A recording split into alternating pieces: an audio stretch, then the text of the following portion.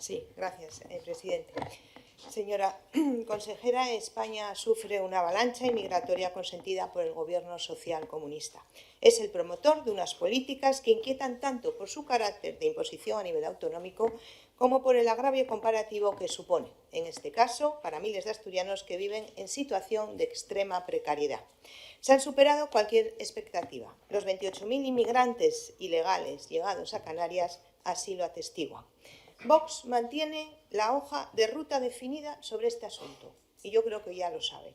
Nos posicionamos al margen de las manipulaciones y demagogias políticas e informativas, porque cuestionamos, señora consejera, la dinámica de acogida sin límite de inmigrantes ilegales por su opacidad y por el sinsentido que representan unas políticas nacionales polémicas e inquietantes para muchos sectores de la población a las que no son ajenas los asturianos.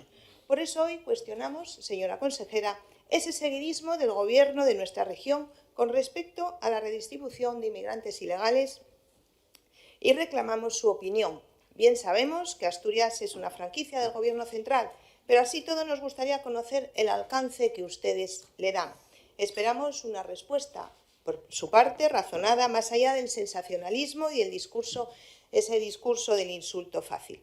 Como ya le hemos indicado otras veces, siendo sensibles al drama vital que sufren esas personas, procuramos ir más allá con esta pregunta y obtener de suyas unas respuestas que hasta ahora nadie nos ha facilitado. Mire, díganos por qué estos miles de personas ilegales permanecen en diferentes puntos de España, también en Asturias, algunos subsidiados y otros abandonados a su suerte.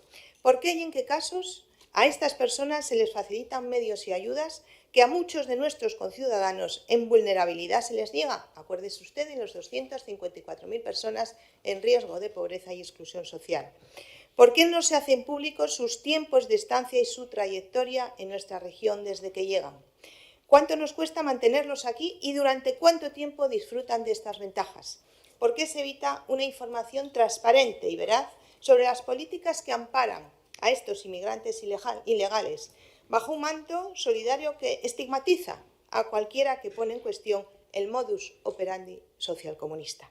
Señora consejera, le pedimos no caiga en ese recurso fácil de decir que en Vox dudamos por sistema de la bondad de las personas o que somos de derechas. Y denos usted argumentos sobre cómo evitar valorar negativamente que la presencia de inmigrantes ilegales va ligada a sentimientos de inseguridad entre la población local, cuando no de comisión de delitos. Delitos mediáticos que en absoluto contribuyen a tranquilizar a nadie, por mucho que el señor Barbón al frente los ignore. Mire, recuerden, si no, casos del moldavo de 32 años que violó y mató a la menor que vivía en su mismo edificio, ¿se acuerda? O el del colombiano de 38 años detenido en Avilés por agredir sexualmente a una menor de 13 años.